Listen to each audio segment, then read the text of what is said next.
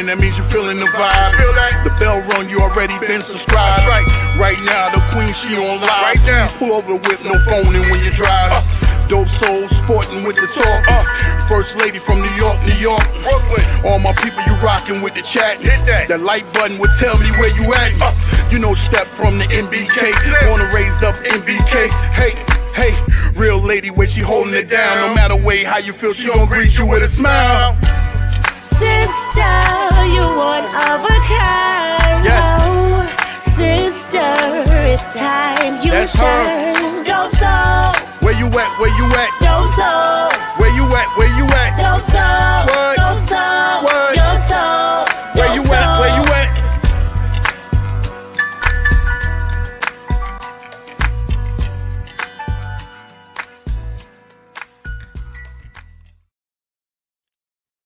Salute, Knick family. Welcome to the Knicks Morning Vibe, morning recap show, panel edition. Stafford Don will be joining me in a minute.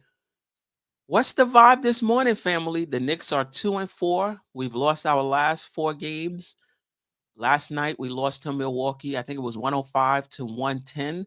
We were able to take a 1-point lead, I want to say with under a minute or at least under 2 minutes in the game. And then Dame Lillard and Milwaukee responded, and we just couldn't recover. Brunson seems to be back to me. Still one game, though. And it's not necessarily the 45 points, just the efficiency, him getting to his spots and actually making the shots. That's what I'm looking for.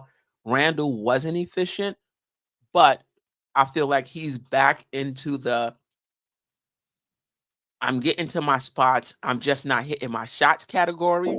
Whereas in the game before that, I don't know what category it was. So I thought his process was good last night. His floor game was okay last night. He just missed shots. Grimes with a career night. The Knicks defense looks really good. We're third in the league right now, and I don't think it's a fluke. I think we're going to be a really good defensive team if we can ever get our shooting to fall. Let me just quickly go over the starters, and then I'm gonna let Stafford in, because I know once I let Stafford in, we ain't gonna be able to get to none of this stuff. Look, he in over. You see what I'm saying? He just popped in. I wasn't even trying to bring him into the show. All right. The starters real quick for us. It was Jalen Brunson, Quentin Grimes, Josh Hart started. RJ Barrett was out for a second game in a row. Julius Randle, Mitchell Robinson, Milwaukee, Dame Lillard. Enough said, right? Malik Beasley, Kevin. Is it Kevin Middleton? I may have gotten Yeah. It is Kevin Middleton. Kevin Middleton, Giannis Antetokounmpo, Brooke, shot blocking. Not Kevin, Chris Middleton. I knew something looked off.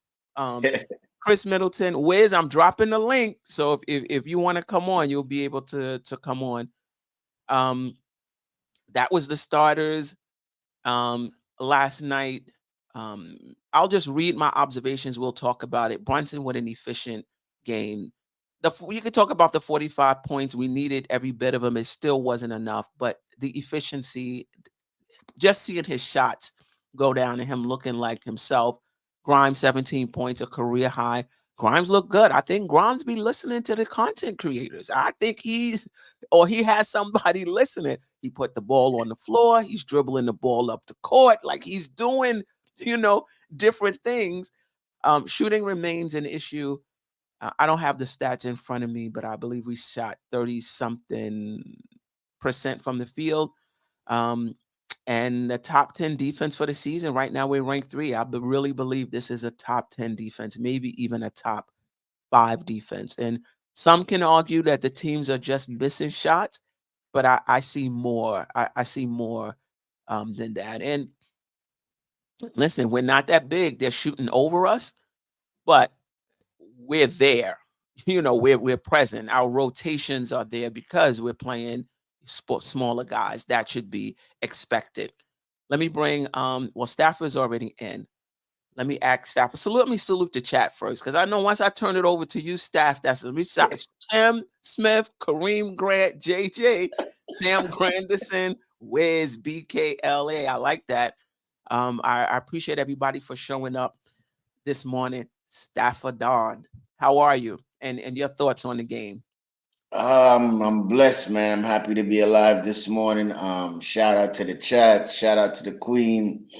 You already know another beautiful Saturday out here in South Carolina. I'm enjoying the weather already. Mm. As far as for the game, we put up a good fight. You know, just wasn't enough. Brunson dropped 45. Um, we had a sighting out of Quentin Grimes last night. He shot the ball well. Um, Quickly had a good game. Um, you know, I agree with you. Our defense is looking good. I think this is probably out of the 6 games, we probably let like 2 teams over 100 points. So I like the defense. The rotations is good. It's just the other guys need to step up. Julius Randle, the Givenchenko's, the Josh Harts. You know, they were struggling last night. You know, we're gonna get into their numbers, Hmm. but they need to step up. But good fight. You know, as you said, we had a 1 point lead going down to, I think, into the last 2 minutes. You know, but that's what they went and got Dame for. You know, to close games, and he's a closer, and he showed it last night. You know, but overall, I think we get in there, but we still need a lot of kinks we need to iron out.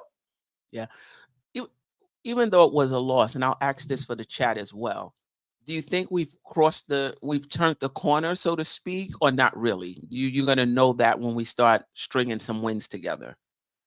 Yeah, I think we're gonna see that when we start stringing some wins together.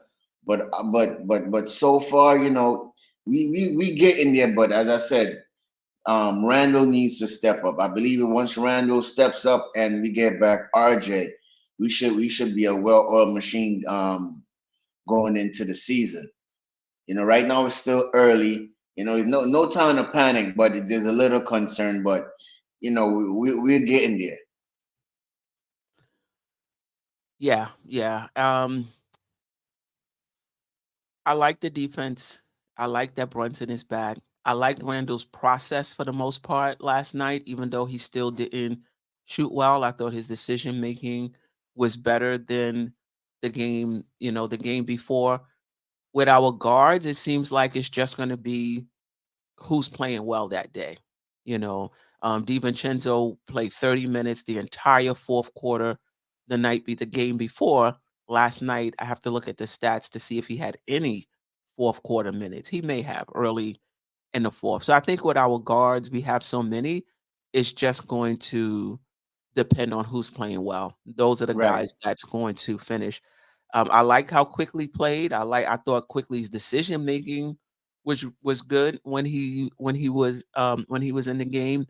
I like what I saw from him. Um, but what stood out basically was that we were hanging with Milwaukee. Listen, Milwaukee got to get right too, like Giannis Yeah. and Dame. So we're not the only team struggling trying to find ourselves early early in the season. Let me check in with the chat, then we'll get into the game score, and then we could talk about individual players more in depth. Danielle, appreciate you. Randall tried to shoot a fadeaway on 3 people on a fast break. Okay. D51 Rock, appreciate you. Not sure if this is your first time. If it is, welcome. If not, welcome back. We can't turn the corner until Randall steps up his game.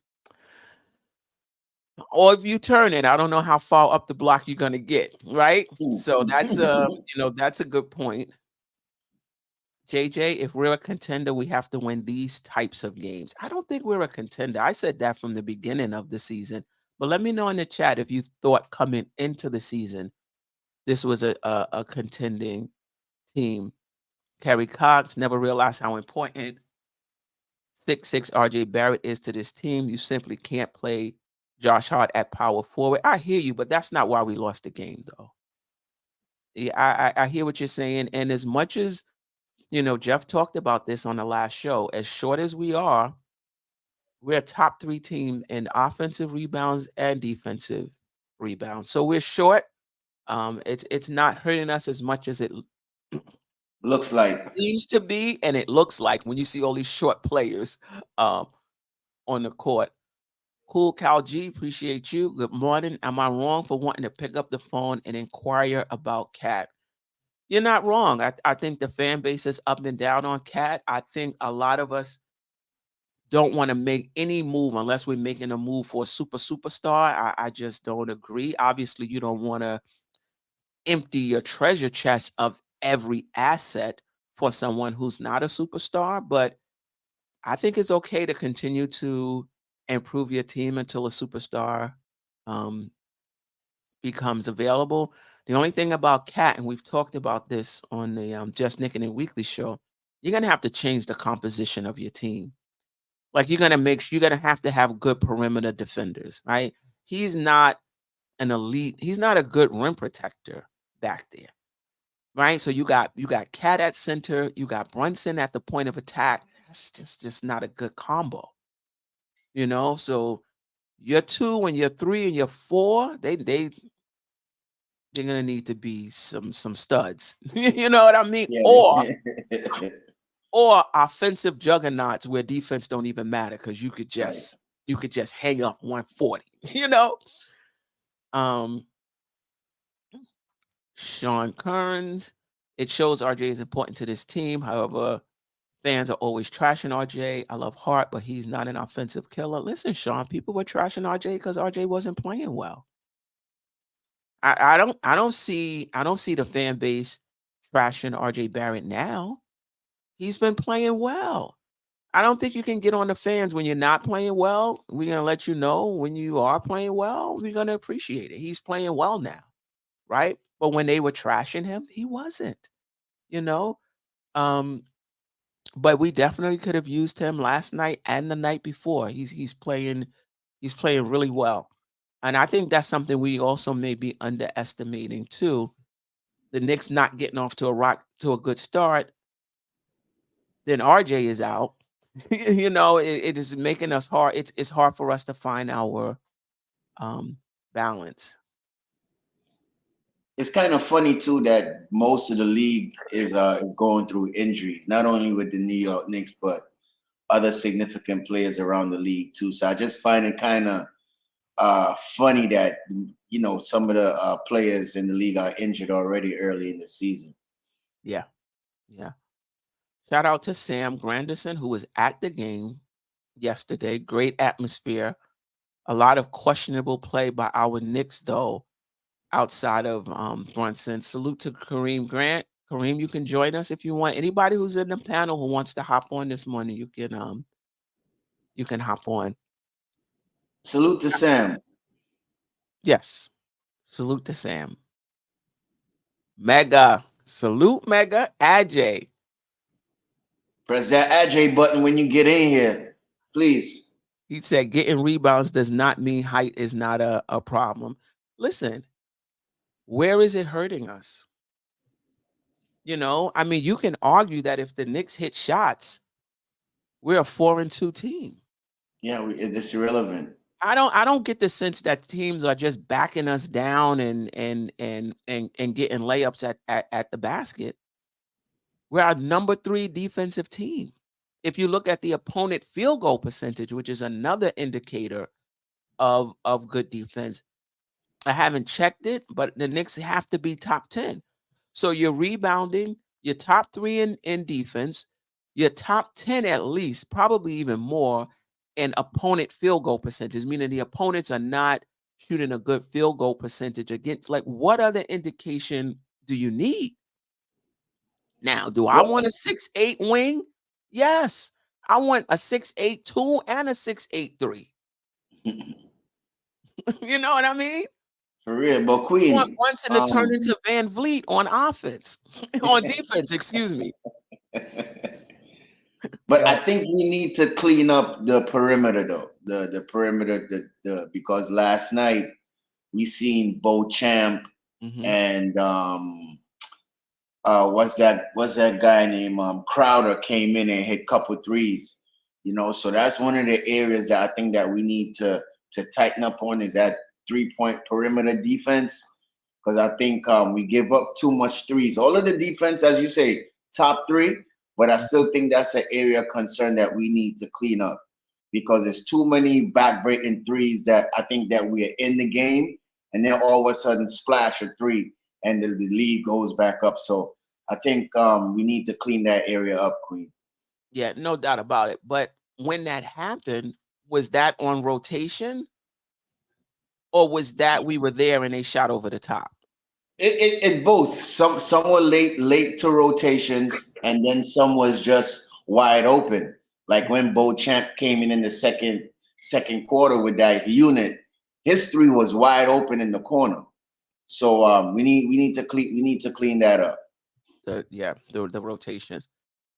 Lynn to Lynn, what worries me is what always worries me: shooting. Players who can consistently hit shots. The front office never addresses the main problem with this team. Until that's solved, here we are. Lynn to Lynn, this is what I've been talking about since the season ended, since we lost game 6 against Miami. The shooting. Ball movement is important. Player movement is important. All of these things are important. But in my opinion, the number one thing is having players who can consistently knock down shots. And we just don't have that. We just don't have that yet. And there was something else. And then we'll get into the individual stats. Austin Canales, I hope I got that right. If this is your first time, welcome. Hopefully you subscribe to the channel, hit that notification button. If it's not your first time, welcome back. What do y'all think about OG as a potential target later in the season, depending on how things go by the trade deadline? Good morning, everyone, by the way. I'm a fan of OG. I think he would help the team, but with that lawsuit between the Knicks and Toronto, I don't know if they're dealing with us. You know? Not Majeri, not UG. No, sir. Yeah. I mean, listen, he messing with us. OG is not a star. He's not a star, but he's going to hit his catch and shoot jumpers at a decent clip. He's an all NBA type defender.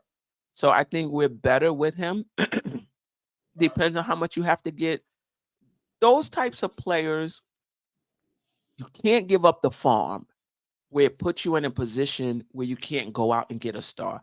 I still think we have enough to get an OG or an OG type player that improves the team some, and still have enough to go out and get a star should one become available. But I like OG. I know Kerry Cox, I believe it was Kerry Cox, has been asking about OG for over a year now, if not 2.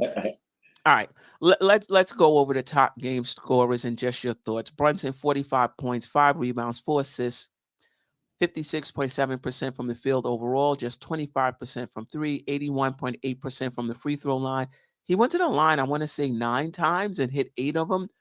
Grimes, 17 points, 4 rebounds, 2 assists, shot 54.5% overall, 50% from the field. He did not go to the line, if I'm not mistaken.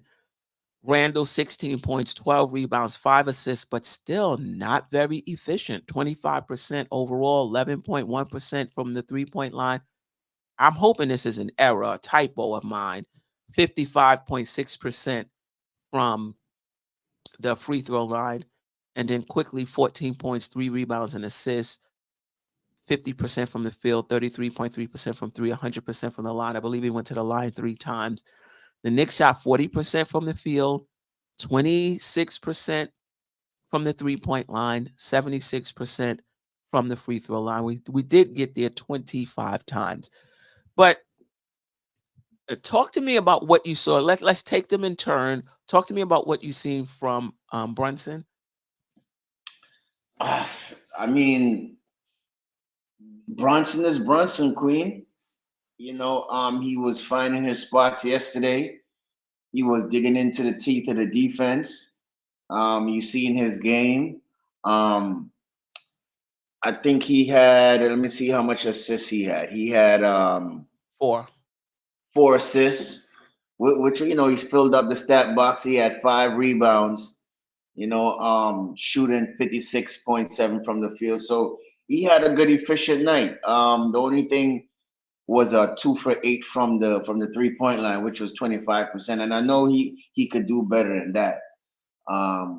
But he was on his game last night. He put us on his back last night because nobody really wasn't stepping up in the game last night to really help him, except for probably Quentin Grimes, who had I believe was 17 points. 17 And points, 4 right, rebounds, 2 and assists. yeah, and quickly coming off the bench with 14. So there wasn't much help for him, but Brunson, that's what all star, all superstar is supposed to do: carry the team on his back. And he tried, but it just wasn't enough.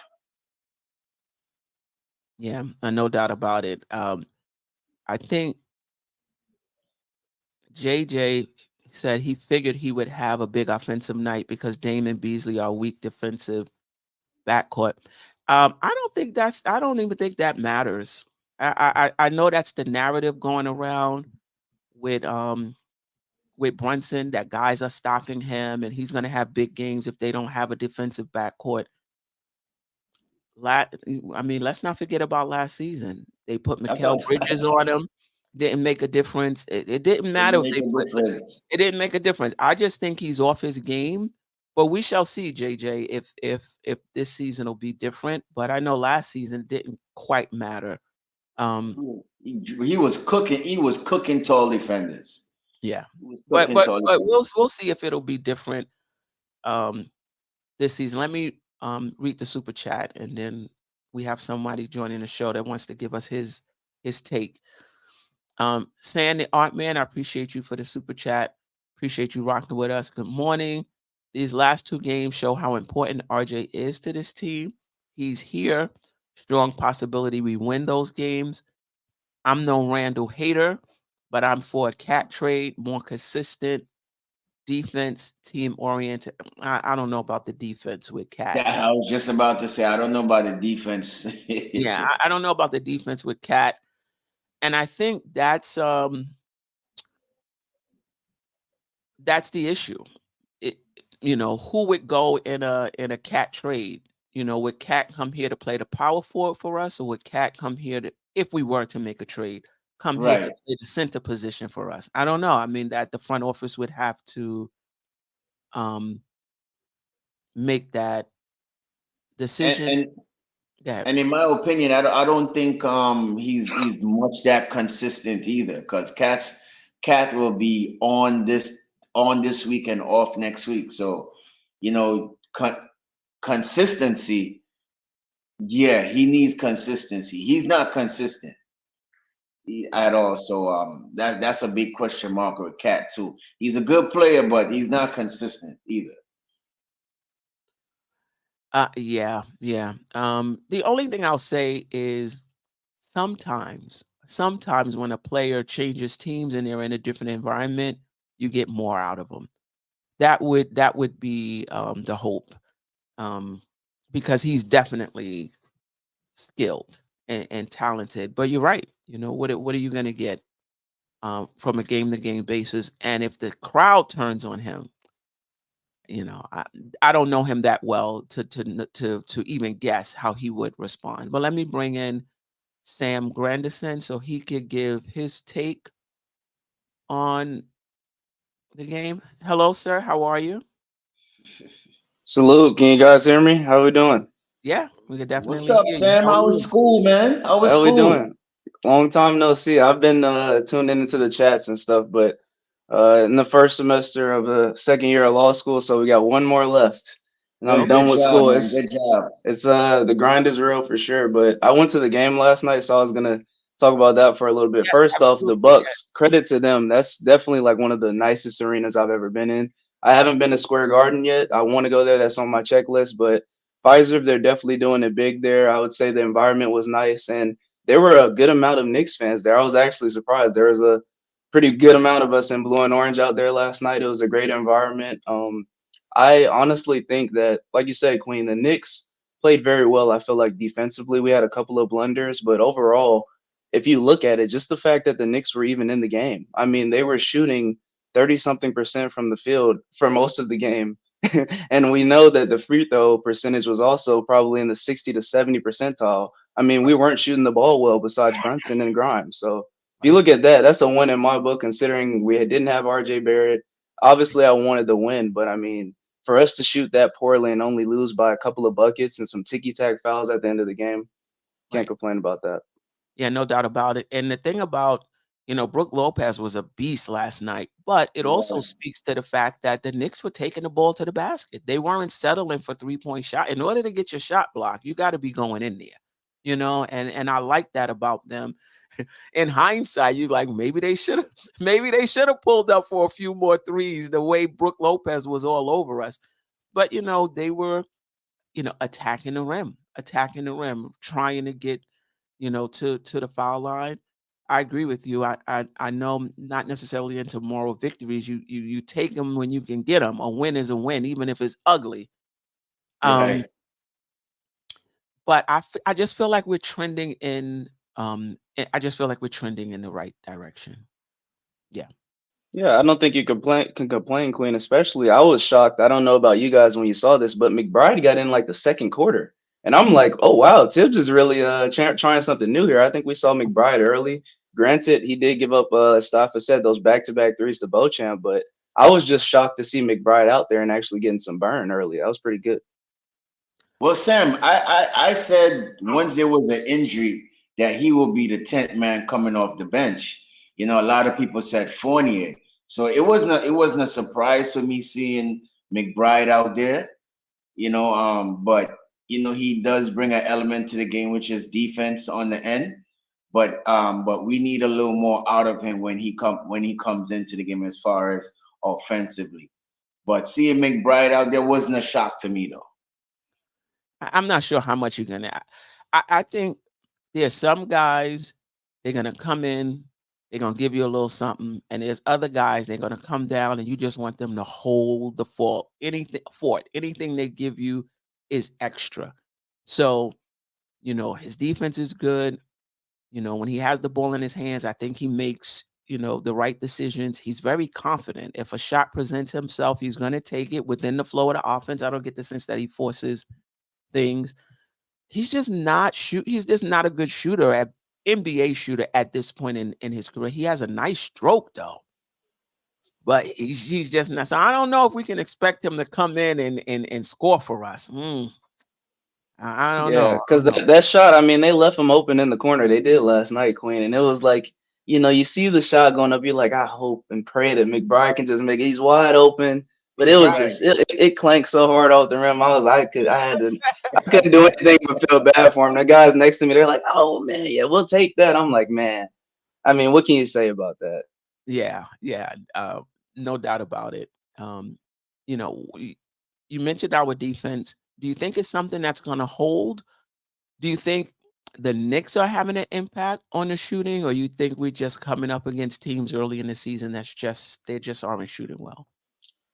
I'm gonna be honest with you, Queen. I don't even feel like the Bucks were shooting that much better. I mean, in my opinion, yes, Giannis had an anomaly where he hit like 3 3-pointers. But Mhm. outside of that, I mean, they had their shooters shoot. Dame was getting his shot off, but I mean, this is Dame Lillard we're talking about. He's gonna Right, knock him down. I right. honestly think that if we can contest these stretch bigs, we have an issue. Yes, Either it's Brook Lopez, Jokic, but it's both guys. It's not just Mitch. I mean, yes, both. Hartenstein is completely lost. I don't know if some fans are watching the game, but when I'm watching it, I'm seeing Hartenstein, at least last night, not even follow Brook Lopez.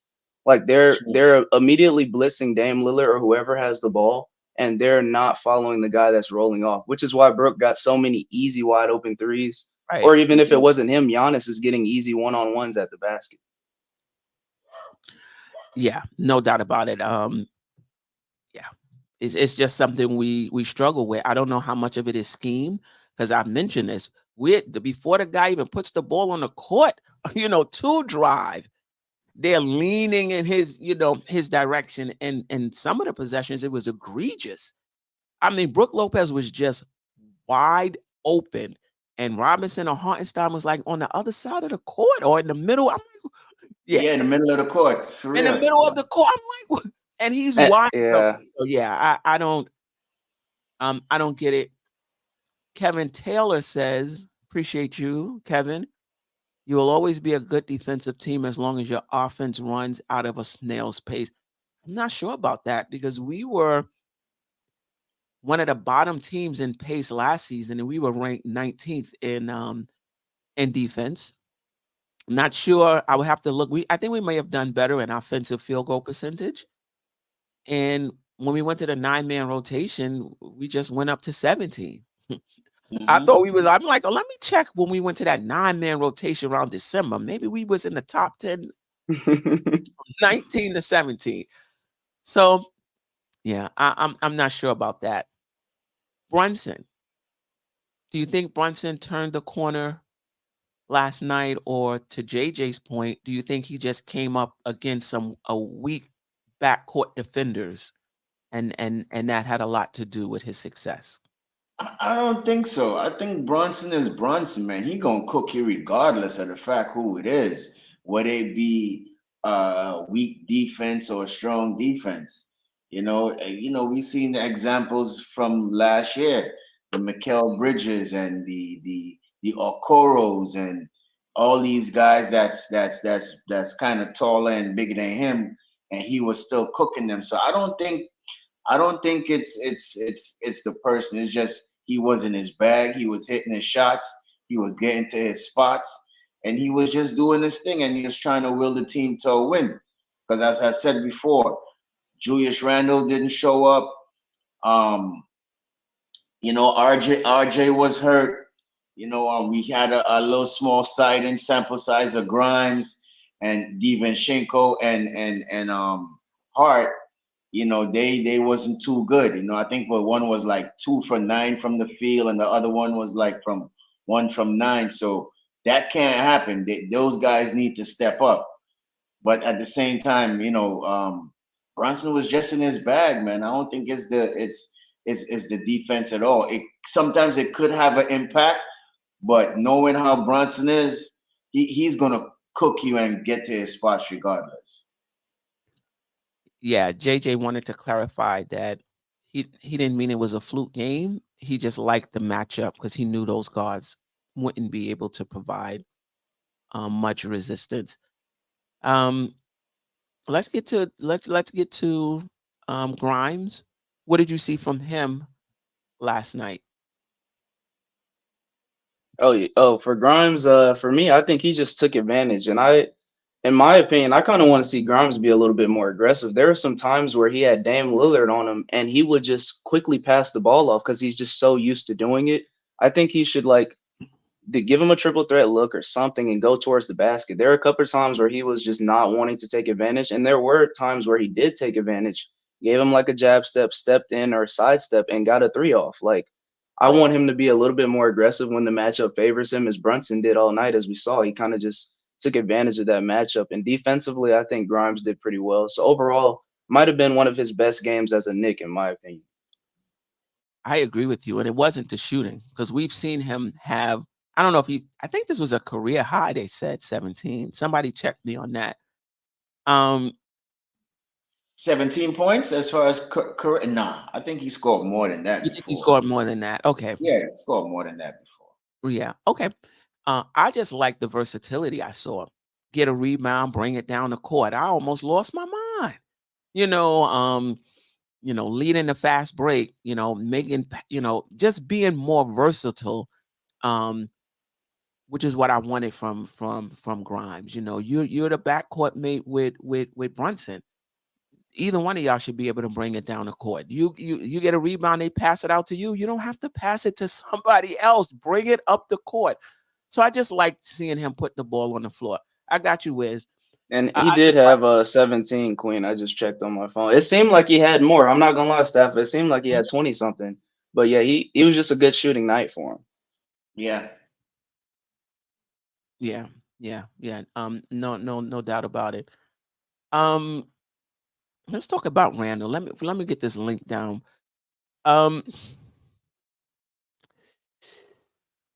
Thoughts on Randle last night? The efficiency wasn't there. Did you see any difference in his decision making at all? I ask the same question every Are you concerned about Julius Randle? Yeah, just Um, your thoughts. I know, Stafford, you haven't been in on the conversation because you've been working. yeah, I mean, oh boy. All right, let me start off with this game last night, right? I'm gonna just stick to this game. Um, 5 assists, 12 rebounds, 16 points. He was -5, 5 for 20 from the field, 25% from field goal. He's struggling. He is struggling. He's getting to his spots, but I think the defense is actually blitzing him. He's getting a lot of double teams, Mhm. and then when he gets his open shots, I think that he's rushing it. He's pressing a lot. He's not letting the game come to him. I believe when the game comes to him, like in the game in Atlanta, he's much more efficient and makes better decisions. But you see, he had 5 assists last night, so he's still willing to pass the ball. He's still rebounding the ball from last year, which he had 12. So that's a thing that you're always going to get. But it's just the fact that his decision making on the offensive side that's really hurting us. Um, I hear a lot of, especially RJ last night talking about he had ankle surgery and it took a while for him to get back his lift in his ankle and not playing ball through the off season. But I still don't want to make an excuse for Randle. But you know, I think his shot is going to get there, but it's going to take a little while before he gets his lift back. I still got confidence in the young man, but I still think he needs to step up his game a little more and not force him, but let the game come to him. And I think he's kind of pressing a little bit once he see his shot is not going, but he's doing the other necessary things to help the team. He had a big 2-point shot coming down in the game last night. But as I said, I still got confidence in Randall, but he needs to be more efficient. 5 for 20 is not going to do it, but he's going to come around. As I said, I don't want to make a excuse for his ankle, but yeah, he needs to step up a little more. No doubt about it. Sam? I'd agree to the point that Randall, it seems like his shot is flat. He's not getting much lift off the ground. However, I will say this though, in rebuttal to it, it's not necessarily a rebuttal, but I felt like at the beginning of the game, I'm watching Zion 2.0 on Randall. Giannis was just getting whatever he wanted. Like the first 4 buckets he had were just blow-bys on Randall. And I'm like, Right. I don't know if like Randall's just not locked in yet or what it was, because towards the later parts in the game, he played better defense, I feel like. But there are Right. also still points where we're like watching Randall in the paint or somebody else in the paint. So I won't blame him every time for these wide open threes. But I don't Mhm. know if that's just a mentality thing with our team where we want to have 3 guys in the paint and knowing we're leaving a 3-point shooter open. But back to Randall, it was the shot selection, honestly, that really threw me off last night. Like somebody mentioned before, I mean, he took a spin jumper with 3 guys on his back, and this is the crunch part of the game. Like we can't afford his shot selection towards the end. Yes, he did make one clutch basket, but if you look at it, like Saf is saying, he's knowing that he's getting blitzed and he's still holding on to the ball though. That's my thing about it is if you know that you're getting blitzed, get rid of the ball. Like he's holding it onto it too long as we see. Too And it's long. Spinneroonie Randall into a double team and then we've got a turnover incoming. Like we can't wait for that and also not have you locked in on defense. So it's got to be something that's a positive from the game. I mean, he's still getting rebounds. I say that you can say that his emotions are at least under check as far as him not losing his cool, but the shot selection is not good. And him at I don't know what he was shooting from the free throw line, but it was not good. I'd say he at least missed half of what he went down with. So yeah, 55.6. I don't know if that goes to like the lift on his shot, but he was not shooting the ball well at all. I think like Stafford says, you want to hope and pray as a Knicks fan that he gets out of the funk, but it's not looking promising right now as far as just the effort on defense combined with the bad shot selection. Yeah, there was a few, to your point, and then I'll let Wizard, a few possessions in that first half with Giannis where even when he was in position, and Giannis he would even put his hands up to attempt to contest the shot. Obviously, Giannis is super long, but still, you still got to put your hands up and attempt to, to contest the shot. So, um, I didn't. He looked better to me than he did the game before. It's hard for me to believe that this is going to be Randle for the rest of the season. Like, it's hard for me to believe that he's going to go from how he played last year to this for the rest of the season. Like, that's just really hard for me to believe. Let me just get a few comments. Well, let me let Wiz in because I know he only has a few minutes. You said 12:30 though, Wiz. It's only 11:30. You pressuring me like you about to go in a meeting in 15 minutes. It's not even 11:30. All right, hold on, Wiz. JJ, I can't use ankle excuses all year for Randle. Which is true. It's true. This is how it looks and feels every time when a player time on a team has run its course. Knicks won today. It's 6 games. It's still early. I mean, I think for me anyway, when it comes to a player, whether I'm going to be down on them or up, I need a long sample size. Like I can't just from 6 games negate Randle's performance since he's been here for the Knicks in 6 games. And as well as RJ is playing after 3 or 4 years, 3 out of his 4 years of inefficiency, I'm not going to now talk about how he should be getting more shots than Randle. Like, let's let it play out.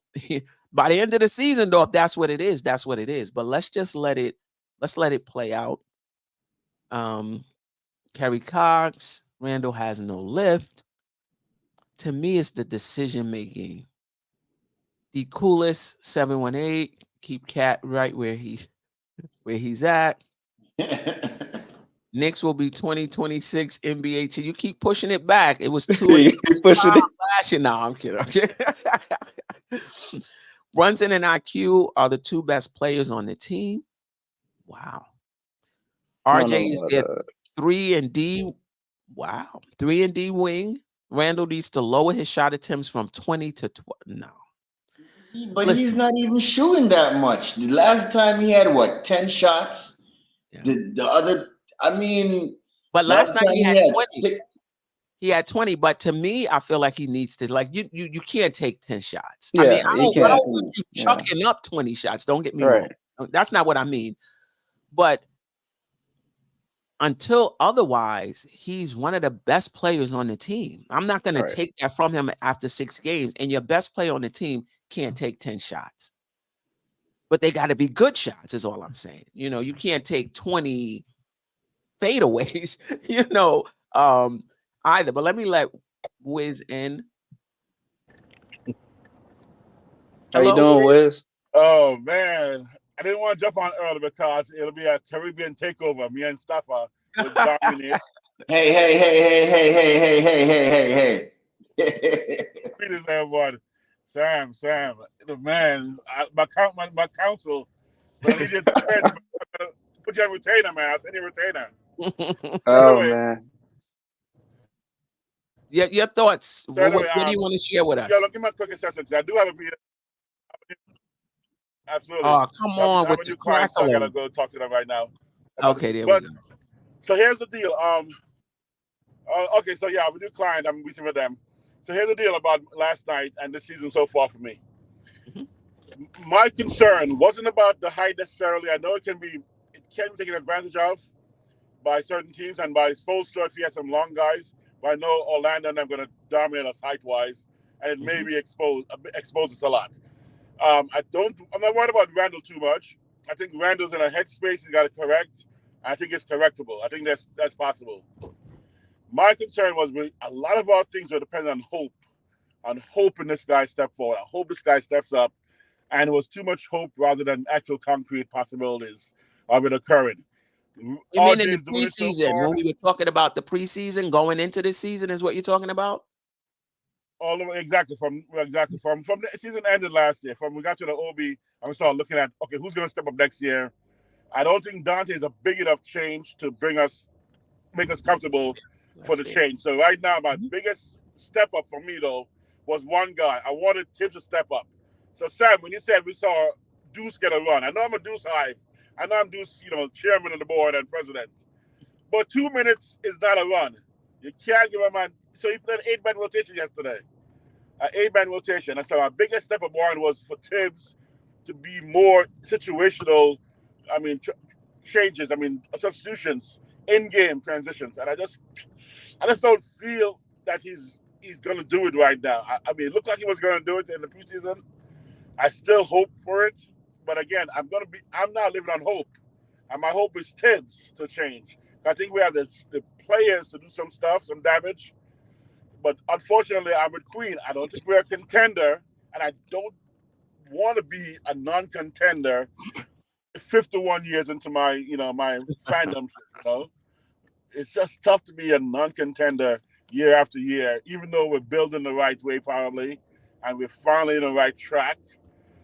But man, this track looks like a marathon, not like a Jamaican 100-meter dash with Hussein. Yeah, I want to get to that finish line, or at least see the finish line. I right. feel we're halfway through a marathon, and that's my fear. Yeah, So, but Wiz, you bring up a good point. A lot we rest a lot of our success of this season on continuity, and there was a small part of the fan base who got drowned out, Keith Turner, who was talking about talent. We need to upgrade the talent on this roster. But the majority of the fan base, not that the front office is listening to us though, but the majority of the fan base wanted continuity, wanted to rock with this team, wanted to depend on internal growth. And I always thought that we can argue about Randle now, but I always thought like we had two players that were ready or one and a possible. And the rest of RJ somewhere in the middle, right? Not necessarily consistent, but stepped up, in my opinion, in the playoffs, even if his advanced stats didn't support that. And then everybody else who I felt was maybe 1, 2, 3 years away. Like there's this gap between, you could even say Brunson and the rest of the team. mm-hmm. And so when we talk about continuity and letting people grow, how long is it going to take for this internal growth? Yes, sir. Yes, man. You know what? I believe it's just the fans that's one that edge where we could compete for a championship right away, because the office look like they ain't no rush to what's the word I'm looking for? They ain't a rush to really upgrade the roster like that, because they feel like the team that we had could grow internally, and we could get better.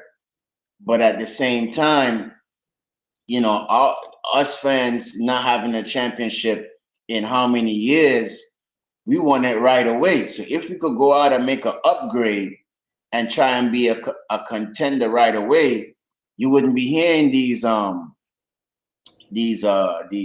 rants from the fans. It's just because the front office, they're taking their sweet time, and feel like the Grimes and certain players on this team that could elevate. But really and truly, we need upgrades.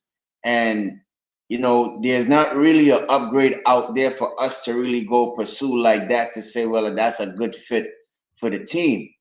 So I still think we have to be patient in a way still, to see who is that particular person that could come on this team and take it to a to a next level. But for right now, we just gotta deal with the players that we have right now, and and just try to rally behind them for right now until that particular star or whoever player comes to this team. I mean, I think that's fair. I mean, you can ask, did we not do the upgrades because the front office likes the way this team is constructed, and they're also depending on internal growth? Or did we bring back the same team because there really wasn't upgrades out there to bring in? What's your thoughts on that, Sam? Yeah, I mean, I see that this team needs to make some type of moves. I'm still I can't be complacent, and I'm also not gonna, like you always say, not to get attached to these players, Queen. We definitely need to learn that lesson because there's guys here who they haven't shown any improvement. We need to make improvement on the roster by getting rid of them. Like there comes a point to where if you keep seeing the same thing out of these guys, and I know that the chat's probably going to get me for this, but yes, Mitch is probably averaging, what is it, 15 rebounds. I didn't see him take a single shot last night.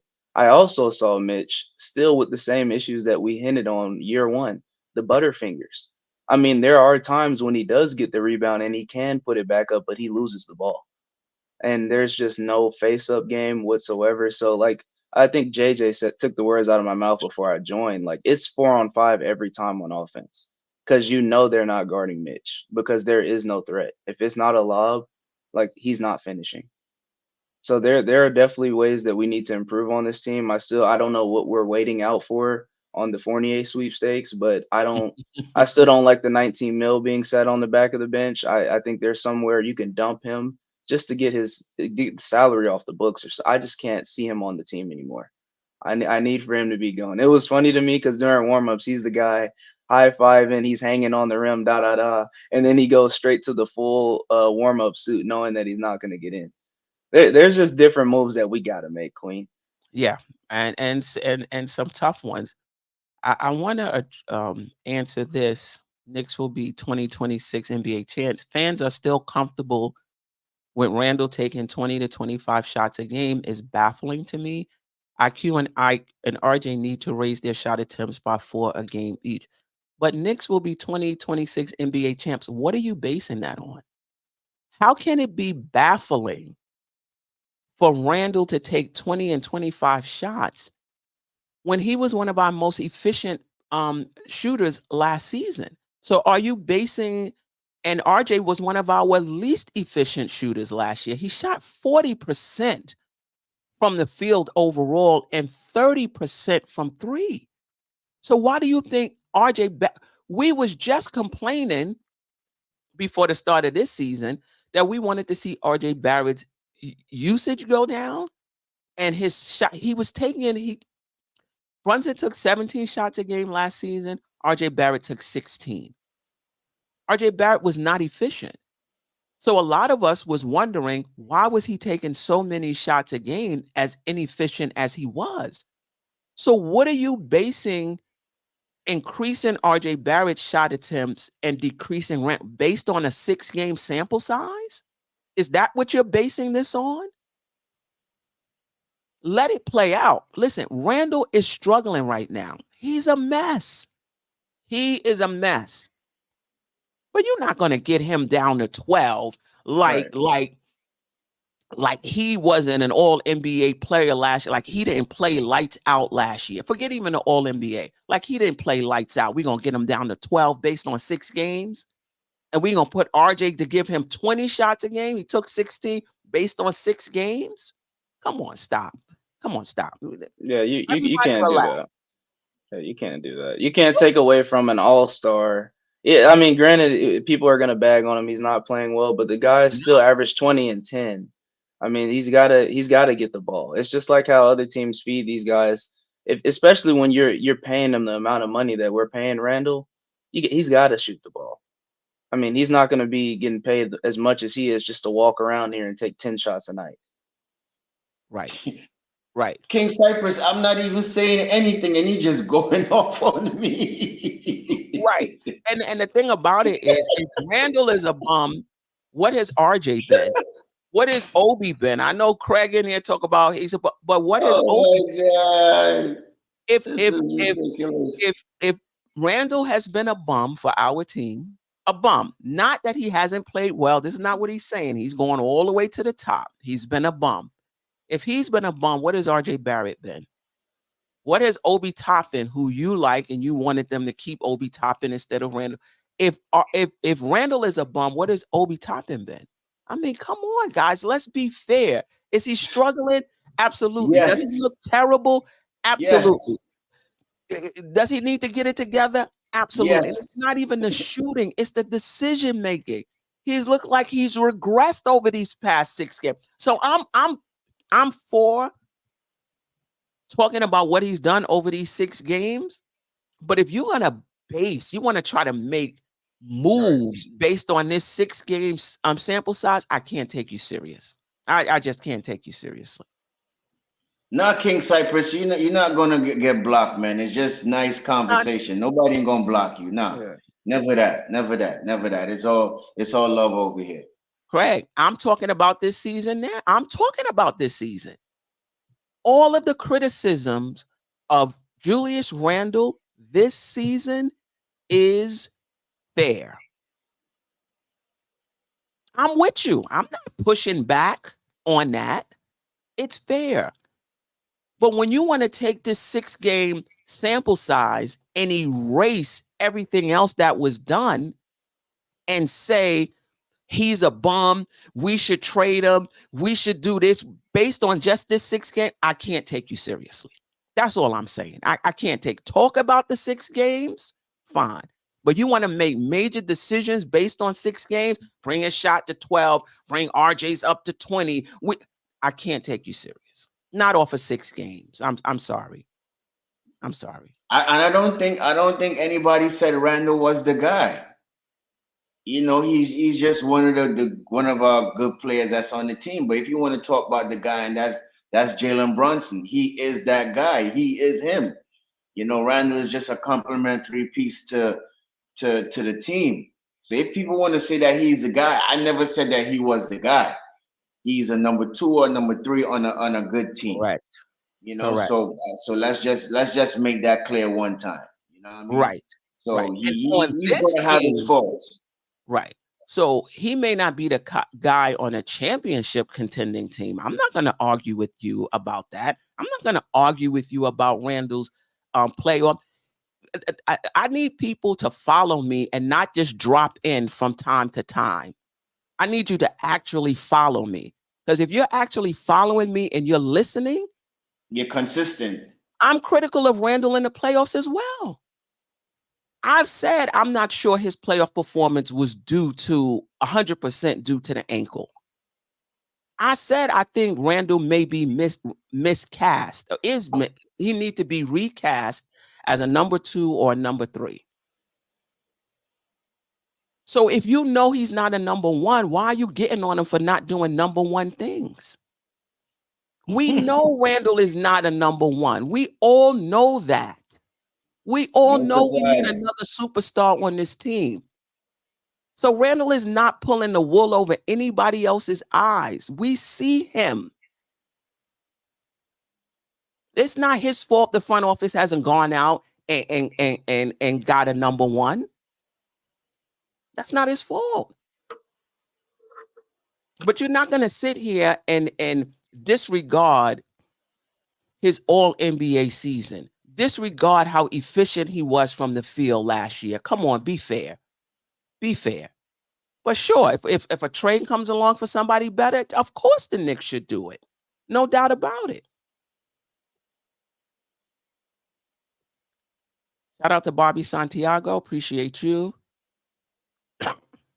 Good morning. Do you think that Julius Randle is playing bad purposely because his name was in the trade?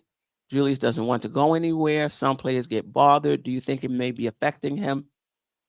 Was this the cat trade he's talking about? No, he's talking about the Joel Embiid. There's a trade rumors in general with Randle. I mean, go ahead, Sam. I just don't see a guy intentionally playing bad. Like, why would he want to do that?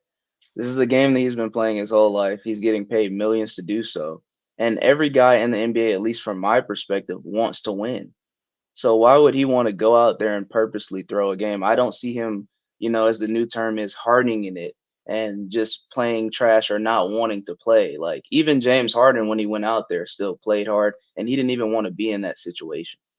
So no player just purposely plays bad. I don't think the trades got to him. I just think, like we said, he's working through some things, and even though the Bucks beat us last night, they didn't look too much better either. So we can't act like we just got beat by an all-worldly shooting performance last night. Like they didn't look too good either. I mean, Right. granted, Randle didn't play well, but it Right. wasn't like we just got absolutely destroyed. Right. And if Damon Lillard didn't come through, do you think that they really win in this game? No, they're I not. think we still had a good chance of winning that game if he wasn't clutch last night. Right. So And this is the last shine I'm giving to Knicks will be 2026 NBA champs. If Randle isn't a number one and hasn't performed like a number 2 or 3 option, what purpose is there giving him 25 shots a game? Okay. Has RJ Barrett performed as a number 1? Has Emmanuel Quickly performed as a number 1? So what's the purpose of increasing their shots per game? Make it make sense. On this particular team, the way it is presently constructed, like it or not, he is the best or the second best player on this team right now. By the end of the season, maybe it's something else. But right now, this is what it is. Like it or not. I'm gonna be honest, Quinn. I don't even think people bagged on RJ this bad when he was struggling. It seems like Randle's Randle's getting the kitchen sink and more with this after what he's done recently.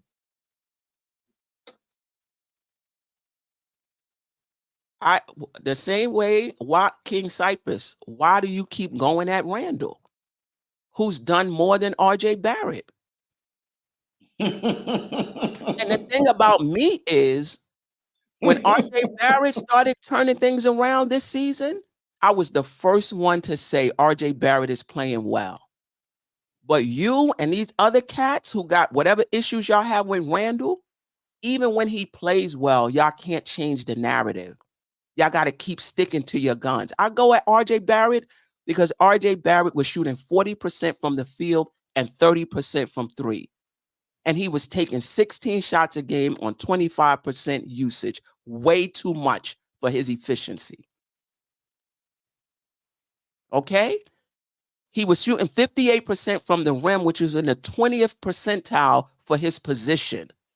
So there was actual reasons to go at RJ Barrett. But you know what? He's playing well now. I'm acknowledging it.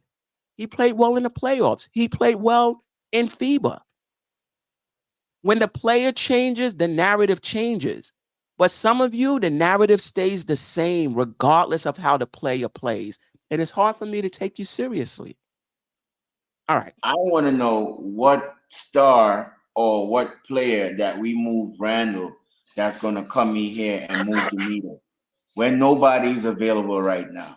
So you telling me once we trade Randle, we should just go and break down everything and just start from a Houston Rockets, Detroit Pistons, Orlando Magic. I think that's what most of these fan base want. Because if we do that, we're not even smelling the play in right now. So you got to make a choice. It's either you go ahead and we get role players and we try to make the play in, or try to, you know what I mean, or try to be a competitive team, or we leave the team as it is, try to be relevant so we could get a superstar down the end. We gotta make a choice. It's either we want to be at the bottom or we're going to try and stay relevant. Because once we trade Randle, where are we going here from now? People say they want Cat. I don't see Cat moving the needle. So I don't know, Queen. We got to make a choice as a fan base. It's either we want to strip it down and rebuild, or try and move with these players and try to build up their value so we can make a trade for a superstar. Because the more we keep on complaining about Randle, it is not going to make the team better. That's just my opinion. Right. Danielle, this is year 5. You're talking about year 2. This is year 5. Oh my gosh. And in year 2, that was the year that Randle also made an All-Star game and an All NBA team. That the same season you're talking about, I believe. And Relax. Queen, I love the y'all thing because then it insinuates that we're all saying. When did we That we're all personally say saying the that? same. When did we personally say that? I don't remember me, you, or Staffa being on record for it unless we said it and we just got amnesia now. I don't recall. He had one efficient year. One. Let's not spread it out like mayonnaise on Wonder Bread. One efficient year. And he's starting off efficient now. So hopefully he'll have another efficient year. Listen, if RJ Barrett plays well and continues to play efficiency, that bodes well for us as a team. That raises our ceiling, provided we get what we got from Randle and Brunson. All I'm saying is relax.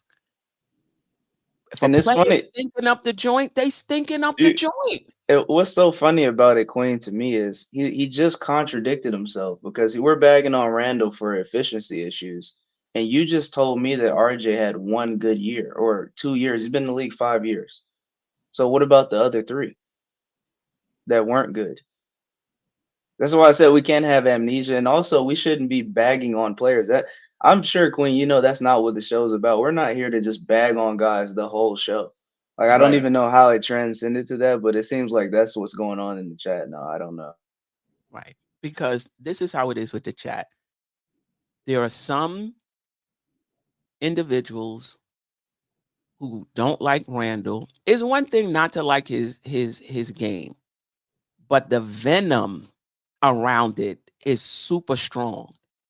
And when he's playing well, all they do is lay in the back and wait and wait and wait for a 6-game stretch like this so that they can come out. But when he's playing well for stretches like he did last season, they're quiet.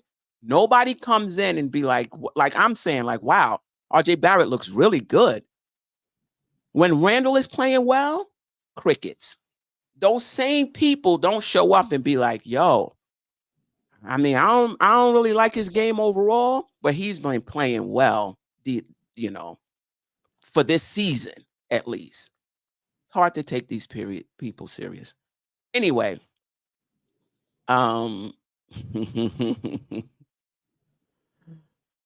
listen, Queen. Not even Jesus and the 12 disciples can help our Knicks. Listen. Oh man.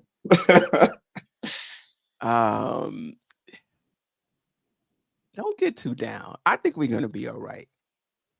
I think we're gonna be fine. All right. Let me get back to my questions. Enough for the chat. Appreciate y'all though. This makes for good conversation. We don't have to agree, but we don't have to be disagreeable. That's fine. That's fine. Overall thoughts on our guards through 6 games. I think I don't know if you want to include Hart in there. Please don't. Please don't. Yeah, let's not. I hope not. Ugh. You got to, because he's been shooting poor as well also too. If I take a look at the numbers, him and Giovincenko, he was 1 for 8 from the field. Mm-hmm. And then he was 1 for 4 from the 3-point line. So us bringing in Giovincenko, he didn't give us nothing last night. He was very poor. Let me see. Another person was Josh Hart, 2 for 9 from the field, 0 for 3 from the 4-point line, from the 3-point line. Sorry, but he did had 10 rebounds, right? And he did had 5 assists and 3 steals, 1 block. So he did do his job as far as filling up the stat box. But as far as these open shots, like the 0 for 4, that can't happen. Him going 2 for 9 from the field can't happen. Same thing for Dante. 1 of 8, 1 of 4 from the 3-point line. 3-point front that game. So these guys have to step up. In order for us to win, these guys have to make shots. And they clearly didn't make shots last night as far as the guards. Emmanuel quickly, he came in and do his thing. He was 5 for 10 from the field, 1 for 3 from the 3-point line. We know what Emmanuel quickly going to give us when he comes in. Normally, we argue about his decision making, right? But last night he was under composure. He came in, he gave us a spark. He did this thing last night. Miles McBride, he only had 2 minutes last night. So I can't really give you a full sample size of what he did. But as far as the guards, they need to step up, especially Dante, right? A lot of people want him to come in and start at the 2 guard. Basically, he just had 1 good game so far in 6 games. I'm still willing to give him some more time.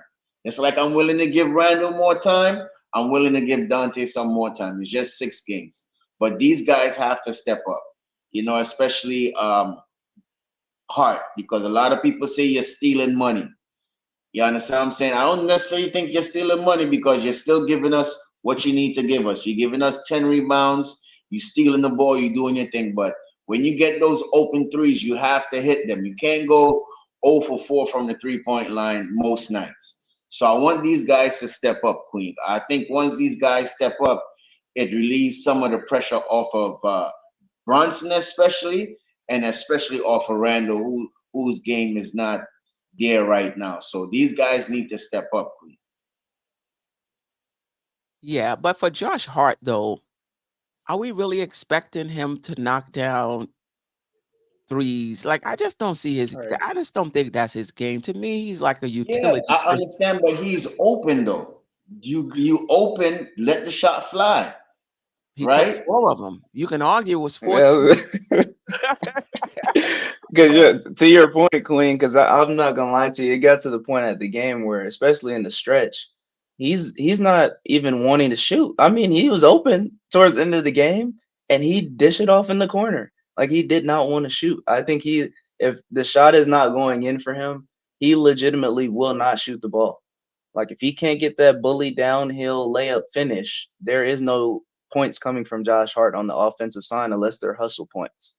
Like he does not want to shoot the ball wide open. He was very hesitant. I mean, it seems like the only guys who had a trigger. I mean, granted, Randle wasn't making it, but at least he was shooting the ball if he got it. You had Brunson wanting to shoot the ball, and you also had Grimes. And Quickly was able to get a couple shots when he attacked the basket, but for the most part, I mean, Quickly wasn't even able to get a good shot off either. I mean, it's just mainly because though the offense is stagnant, and when you have guys just standing around, it's harder to really get some points up on the board. Yeah, no doubt about it. Shout out to Jay Boogie. The 3 losses that we have are because we did not make shots. I'm more than confident that the shots will soon start to fall. That goes for everybody. The game will come. Yeah, particularly last night, I thought we looked better. And I thought that had we hit a few more shots, like you said, Sam, we could have taken that game. Just like when the Knicks will win a championship in 2025, this is the last shine for King Cypress. And I appreciate you, my brother. We just disagree. No disrespect. I appreciate you. Randle has had 5 years. How much time does he need? How much time does he need to do what? Are you expecting Randle to lead us to a championship? He's not that guy. I don't know what's wrong with King Cypress this morning. Yeah, you've said it. I've said it. Staffer has said it. Freezy has said it. So when you say how much more time does he need to do what? We all know he's not a number 1 on a championship contending team, but you're not going to tell me that he can't be a significant contributor on a championship contending team. He's just not a number 1. So when you say how much time does he need, you act like we're all sitting here expecting Randle to take us to a championship. Nobody is sitting here expecting Randle to take us to a championship. We all know he's not that. Maybe that's why you're so frustrated with him. Because your expectation, because he's the best player on our team, arguably, some people still believe that, I don't. that means he's the best player on a championship contending team. He's not that, King Cypress. We all get that. So nobody is waiting for anything. Nobody is waiting for him to take us to the Eastern Conference Finals, to take us to. Nobody is waiting for that. So I'm not sure. I'm not sure. What you mean? The Knicks need to upgrade the talent on this team. I was not part of the bring it back crew. The Knicks need an upgrade. What I'm saying is Randle can be a contributor, a significant contributor on a championship contending team. That's all I'm saying. I'm not saying he's a number one. So the 5 years, I'm not sure what you're looking for. What else are you looking for? He's not that. And Queen, I'm trying to understand too. This is the only thing I don't understand in that argument that he has, because I, like you said, I encourage the debates that we get here, but are we just gonna act like when Randall signed here, Brunson and these guys were on the team? I mean, who did he actually have to play with when he first got here? Reggie Bullock and Elfrid Payton. What was he supposed to do for you those couple years? I mean, we can't act like every single year Randall's had a competent roster where he's able to perform. I mean, this is the one year you can make an argument that he's starting off bad and he's got other guys around him, that we have a few guys around him, but even still, like we all know, this team is not built for, like we said, to contend. So I mean, Randall, yeah, he's been on the team for 5 years, but he hasn't had any good teammates the first 2 years for sure. RJ got here, as you said already. RJ was 19 when he got in the league. He was very much so premature in the game. So Randall, the past 2 seasons, has had a teammate who he can actually rely on in Brunson, who's going to show up every night. That's who we know for sure. Now, I mean, the other guys, I don't know, but I'm not going to bag on Randall for 5 whole years. I feel like that's kind of egregious in my opinion. Yeah. But see, the trolls, the Randall trolls, if you criticize him, which we do, I don't think there's anybody on this panel that's not criticizing him for these first 6 games. That's not enough. They want you to eviscerate him. They want you to not just talk about these 6 games. They want you to denounce him and say he hasn't done anything. Anyway, let's move on. Shout out to Paris Duggar. Obi was a piece, not Randall, but he did provide us a change of pace. Randall isn't hated. He's just not trusted under pressure with his game mentality. I hear you, but can we let the Obi part go? Yeah, we gotta let him fade away. Yeah, let the Obi. Paris Duggar is never gonna let it go. He says he's gonna pound it and pound it and pound it in our head every day. I mean, Queen, we've got to let him fade away in Indiana like he's doing anyway. He's not, just let him be there. Let him be. Right. Yeah. All right. We kind of got to wait from the game. But anyway, this was I like this NBA.com when they do the lead tracker. It gives us like a visual of the game. Even though I thought in this, was it the 3rd or the 4th quarter? Well, we got a little blip over there. Maybe that's the visual, the little blue, like all the way toward the end. Yeah, that's when we took that 1-point lead. We took the lead, yep. And then they started getting foul calls, and then it was over. And then that was it. All right. Let me just see if there's anything else on the box score that stood out for me. Josh Hart, 6 points. 10 rebounds, 5 assists, 3 steals, 1 block. That's Josh Hart. Just not starting. He's just not a starter. This is somebody who comes off the bench and just gives you kind of what you need. We talked about Randle. Mitchell, no points, 15 rebounds, 1 assist. He had 9 defensive rebounds, 6 offensive rebounds. His defensive rebounding is so much better this year. 0 for 4. Mitch is shooting under 50% from the field, and I believe it's because of all of the taps, because I believe they count those as shots. So he's not shooting well from the field. Quentin Grimes, we talked about. He also gave us 4 rebounds, 2 assists. He took 11 shots last night. 10 of them were threes. Brunson, we talked about. Quickly, 14 points, 3 rebounds, 1 assist. To your point, Stafford, I thought his decision making was really good. Last night, Hartenstein, 19 minutes, 4 points, 3 rebounds. That's about it. To your point, Sam, I thought he was lost defensively on some possessions when it came to Brook Lopez.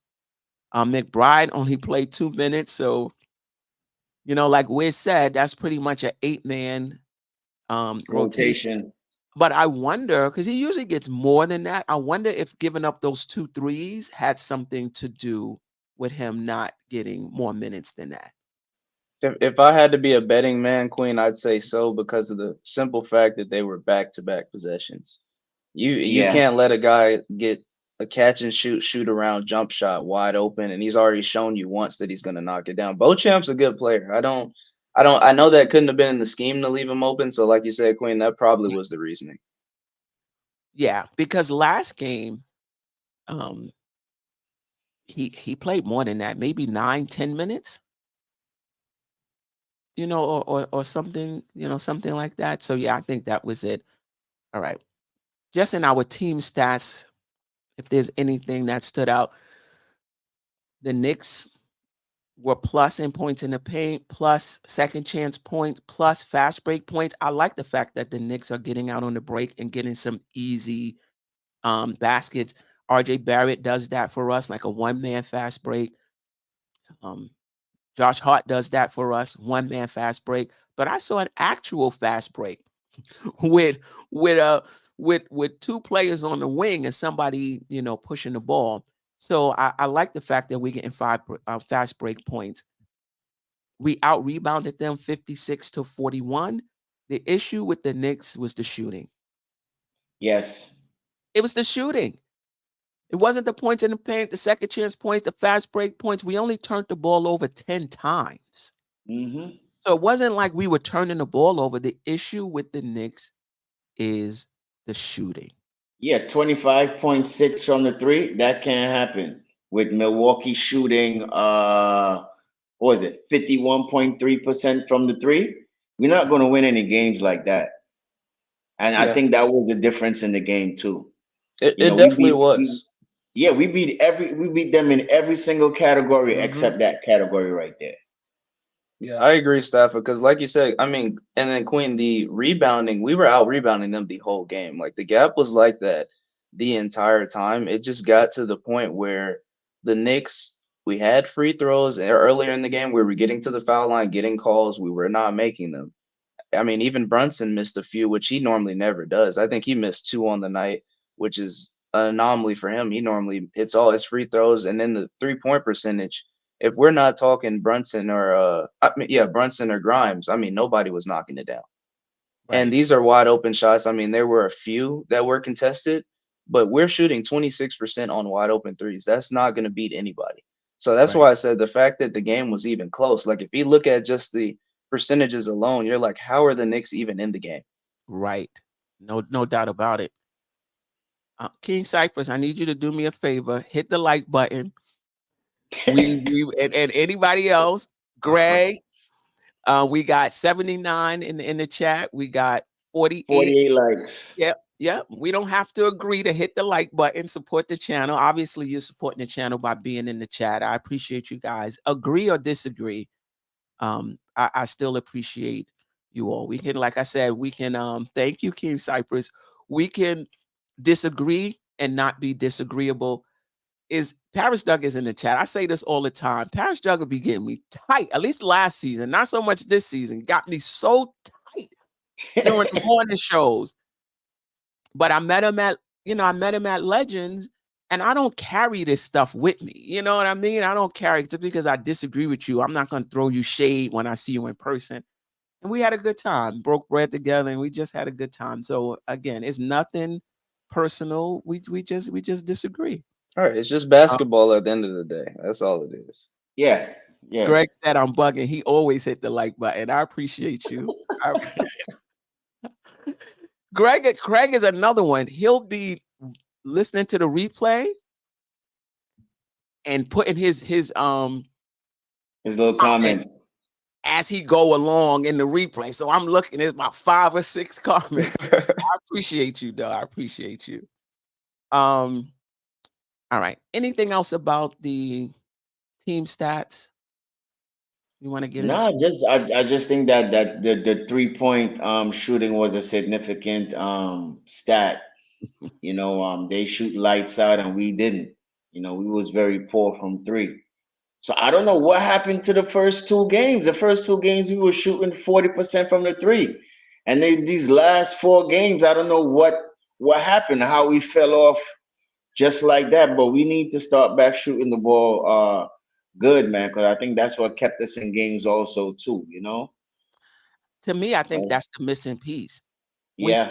still think about how we scored last season, and I say that all the time. It wasn't because of our shooting, right? It was the volume game, getting up enough shots, even if you're not knocking them down, getting to the line, even if you're not hitting them at a good percentage. The more you get up, the better chance you have. Same thing with our 3-point shooting. Then you got Mitch and Hartenstein, Randle and Josh Hart as well to a lesser extent, extending plays for you with offense. Like that's how we was the 4th ranked offense or 3rd or 4th or whatever, it was.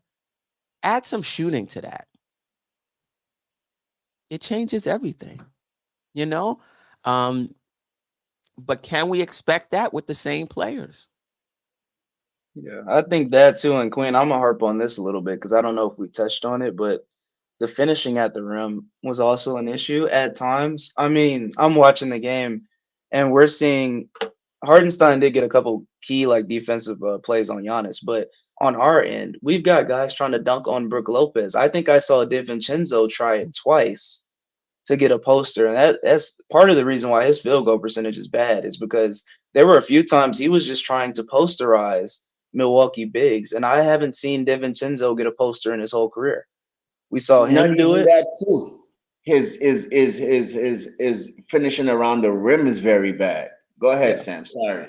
Yeah, no, I was just gonna say it's just the finishing at the rim. I feel like was a struggle for us last night. I mean, we got our buckets when we could, but I feel like the mid range is where we got most of our buckets from. Either if it was from Brunson, quickly, the only guy who, like Queen said, that shot pretty much all threes was Grimes. Outside of that, guys were living in the mid range. You see right there, points in the paint. The Knicks were pretty much just attacking that area, but the 3-point line, we couldn't get it at all. If you check around, Dante's rim finishing is very, very, very poor. From the time he came into the league, his finishing around the rim is very poor because you could see sometimes he gets very easy layups and he misses it. So How he many he's needs had to. though? I haven't really seen Dante take a lot of rim shots. How many has he had? No, I think last night was the first one where I'm blatantly seeing it. I'm like, you need to stop because Yeah, it was getting exactly. bad to me because it felt like he was forcing it. Like I said, the one time when he tried to posterize Brook Lopez, I'm thinking to myself, why are you trying that? Because you don't have. I'm not gonna say he's not an athlete. Obviously he is, but Right. he's just not that guy to where I expect you to be Vince Carter when you attack the basket in his prime. A little I don't see floater that. would have been All right. fine, right? A little floater over the outstretched hand or something like that. Yeah, he played there, so maybe he was trying to, show them a little They were something. giving him cheers. He's the only one because Quinn, I'm telling you, they were booing everybody else, especially when Randle had that one play. I think he like basically they tried to act like he clocked Portis at the first quarter. Oh, they booed him for the remainder of the game after that. And I wouldn't say I told him in the stands, I'm like, there's no way that that's gonna affect Randle because his own fans booed him for years. So if they thought the Bulls were gonna affect him, like Randle was locked in. He just didn't shoot the ball well. I don't think that affected him at all. Right. No doubt. Appreciate you, Paris Duggar. It's Randall's game processing that hurts his play. I agree. I agree. I thought last season his processing was better, but this season you're absolutely right. It's definitely regressed, and again, a lot of it could be due to how teams are playing us. Like he said, they're packing it in the middle. You Yeah, they know, blitzing him a lot. They double team him a lot. they saw how Miami, played the Knicks, and part of it is Randall making better decisions, but also you start hitting shots, you open up more space. for Queen, everybody. wouldn't you think also Tibbs get a little bit of the blame also too, just providing? Because I heard Monica McNutt said it last night. We need a little more creativity on offense. It can't be the same thing all the time. You know what I mean? We need something different. It's because sometimes the offense could be stagnant all the time, and it's the ISO and the But is that don't the get me wrong. plays or the players? Because the same plays, I've seen good ball movement with the same plays, and then I've seen bad ball movement with the same plays. So is it the plays or is it the players? Because listen, I think it's a combination of both, but I'll say we need to run some more offensive plays. I think that's how have a more edge on it than the players itself. You know, um, I hear a lot of people saying it, but I think I have to agree a little bit too. We need a little more offensive creativity on the offensive end. As Daniel said, we need a better offensive system. yeah, I don't listen, mind. I'm I don't for it. mind the dribble handoff, the pick and roll, but we need some more things in the arsenal to free up some of our players, man. And we've been talking about this whole pin down and making curls for Grimes.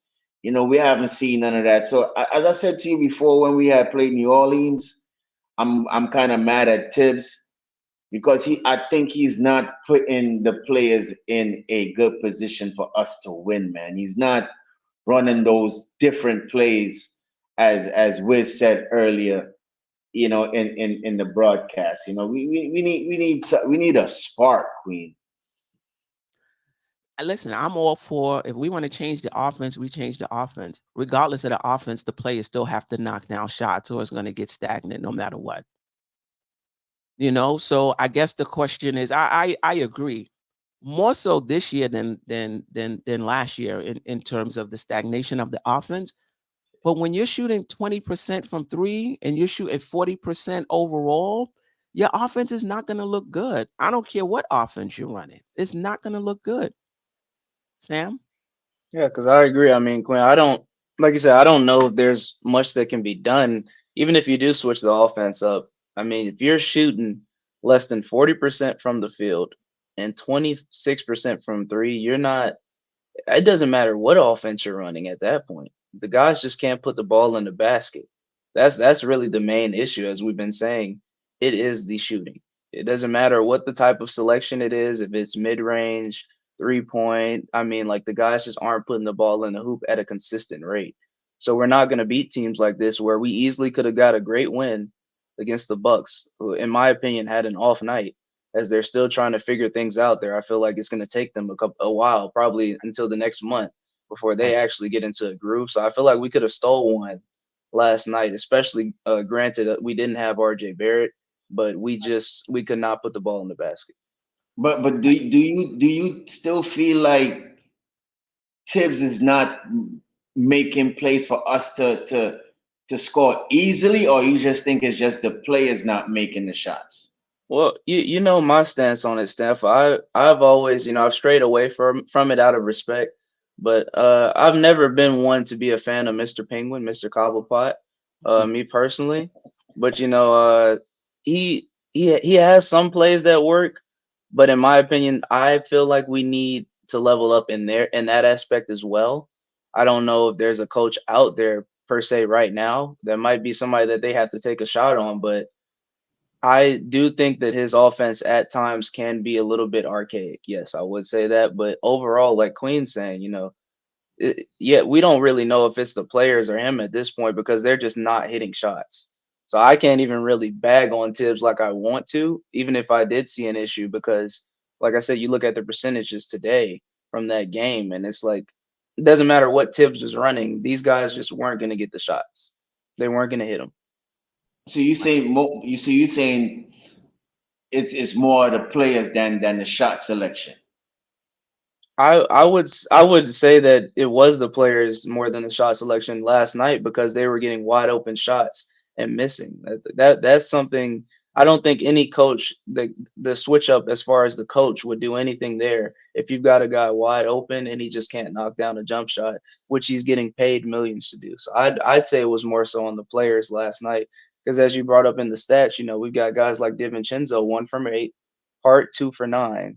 I mean, granted, we're not expecting them to give us 20 a night, but if you can't hit a wide open shot, then I mean, there's not much that Tibbs can do in that aspect unless you want to see Daquan Jeffries get minutes and Dylan Windler off the back of the bench. I mean, he's got to put the guys out there for the best chance to win still. True. Right. I mean, to your point, the Knicks can change the offense if they want. The Knicks can do player movement, ball movement. They can do it. The players make the offense. Obviously, your offense has to match the talent that that you have. No doubt about it. But if you're not hitting shots, I don't care what play you're running, you're not gonna get anything out of player movement because they're gonna lock that down if they're packed into the key. What makes those offenses run is players hitting shots. Now on your pick and rolls, you have space. Now on your backdoor cuts, you have space. We talk about Golden State and the offense they run. It's effective because pretty much every player is a threat. And even if you're not a big offensive threat like a Looney, he knows how to move the ball. Like he knows how to, how to hit a cutter, how to turn and face the basket and see who the open players are. That makes your offense run. And then you have a lot of space. We got Mitch, who's not a, shooter. This year we have RJ Barrett shooting, but last year we didn't have that. Now we got RJ Barrett. We don't have Randle. The offense is just really a mess right now. And I think it's the shooting. Change it up all you want. There are no surprises in this league. I don't care what offense you run. The teams are going to be onto it, and it's going to be effective because you have players that can execute. There's no surprises here. Let me just get to this super chat. Saying the art man, I appreciate you. We keep bringing up the shooting, but look at who's taking the shots. Bringing up Randle previous play. I came into this year not even banking Brunson would play as well as first year. Knicks have in-game adjustment issues. Like what, though? And you're right about the shooting. Randle is part of the problem. Until last night, Brunson was part of the problem. He was only shooting 38% from the field. Yep. So everybody is part of the problem. I'm not putting it on one person. Right. Sam, you were going to say something? Oh, no, I agree with you 100%, Quinn. The shooting, I mean, like I said, you're not going to beat anybody. If you can't hit a wide open shot, I mean, it's going to be a long night. And as Jerrell just said, too, I mean, we have to, like I said at the beginning, we need an upgrade. I have not fallen in love with anybody on this team. If there is a move to be made, we need to make the upgrade because, like you said, Queen, we're getting the wide open shots. The players just aren't hitting them. And maybe there's just levels in this league, and we're not, as far as the players that we have on the team, they're not at that tier to where we can consistently count on them to at least even hit half of their shots on a nightly basis. So it is time for an upgrade. I'm not sure how they're going to get the moves done. It seems as though this front office stands pat. Unless they switch up what they've been doing for seasons past, they don't make many moves. Like we probably get a deadline move and then that's it. So, I mean, I'd ideally like to see an upgrade, but we'll see. It remains to be seen. Yeah, no matter what. Shout out to Andy, listening from Poland. Appreciate you. We can't make shots, yet we are playing close games. It's going to only get better with the percentages. Yeah, no doubt about it. I agree with that. Yeah, I agree with that because that goes to my first point as us, only losing by 5, even though we shot very poorly. And that goes to your point as well, too, Steph. As you said, we have a top defense. So for the Knicks to remain in that game while shooting that bad, that goes to how good of a defensive team we are. Yes, we did talk about the few blunders Randle and McBride had, but outside of that, I think they held Giannis up pretty well. I mean, you can only guard Dame Lillard so much. I mean, Grimes was on him for half of his shots. He's pretty much just shooting unconscious from three, so there's not much you can do about that. Yeah, no doubt about that. Monday we play the Clippers, and that may be Harden's first game. Knicks are 2-4. It's early, but we're 10th in the standings, clinging to a play-in spot, but it's early.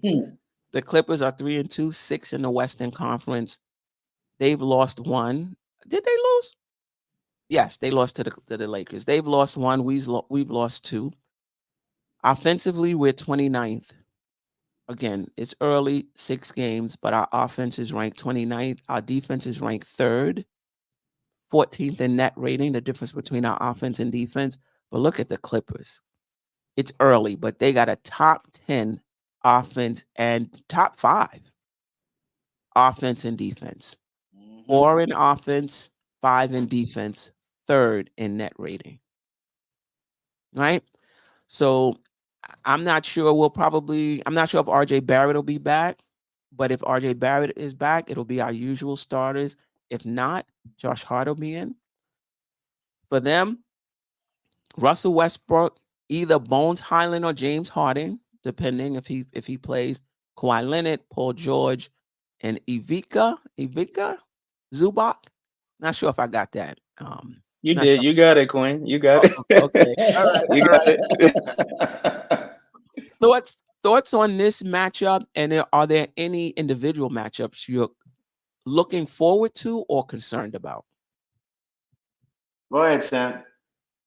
Yeah, so for me, I'm looking at that for sure. For me, I want to see the Randle Paul George matchup, and I also think an underrated matchup is going to be Mitch and Zubac. Those are two guys who I feel like battle on the rebounding, and that could be an interesting matchup as well.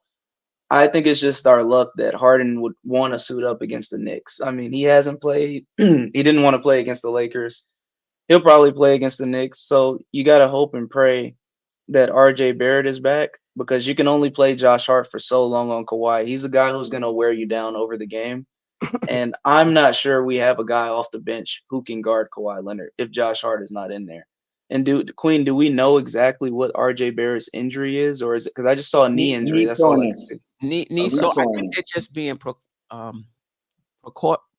cautious. Okay. Because when I see knee, I'm like, that could be a various of injuries, and you'd hope that it's nothing more than just even tendonitis could be something that lingers. So hopefully that's not something that he's dealing with either. But for me, I'm looking at that Mitch Zubac matchup. I feel like that's going to be an underrated matchup. But the prime one for me would be Randle and Paul George. I think you'd want to see Randle bounce back this game. We're still banking on it because we have to. Like you said, Queen, it's not like we don't want other options here, but this is what we have to work with right now. Right. So we want for Randall to get out of the slump in that game. You'd hope so. I think Brunson will keep on what he's been doing that game. I think that's another game he could probably take advantage of the guard matchup play. And we'll hope to see RJ Barrett back. Yeah, for sure. Paul George, this team has been injured a lot over the course of the time that Kawhi and Paul George has been together. I forget the stat in terms of how many games they've played together. I don't think it's I don't think it's a lot, but both seem committed to playing this year. We'll see. I mean, that's a tough team if just in terms of defensively. Now we're 3rd in defense. They're gonna put it to the test, right? Yeah, I think Grime, and Jalen Brunson is gonna have to guard somebody. And that's the issue, is because you know that, Queen, and now with them having, even if it is Highland, I mean, Highland has the potential, just like Quickly does, to go Yep. off in a spurt. So Yep. even if Brunson has to guard him, that's an issue for us. And we know Russ is he's going to pretty much just see green at the basket if Brunson's on Yep, him. he's As far as gonna him, attack that basket. right. So that would leave us to having the rotations become an issue of if we can rotate quick enough, because we know that Brunson's going to get blown by Mhm. whoever's attacking. And like you said, Queen, the defense is going to have to hold, but for sure Brunson's going to have to at least try to buy in on a couple of plays on defense. Yeah. Um, yeah, I mean, I think Randle, there's nowhere to hide in this lineup. There's just nowhere to hide. Grimes can't play everybody. Right. He can't play everybody. So Julius got to put it together. RJ Barrett's defense has been really good in the games that he's played. If he's not 100%, I don't know if Kawhi Leonard wants to be the guy you're coming back on with a sore knee. You know? Yep.